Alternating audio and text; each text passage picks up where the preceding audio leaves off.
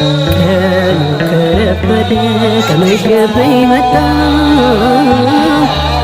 ደጃፍ ላይ ቆምኩኝ እንዳልገባ ፈራሁ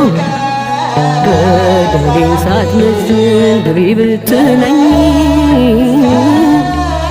ኃጢአቴ ከበደኝ አላራመደኝ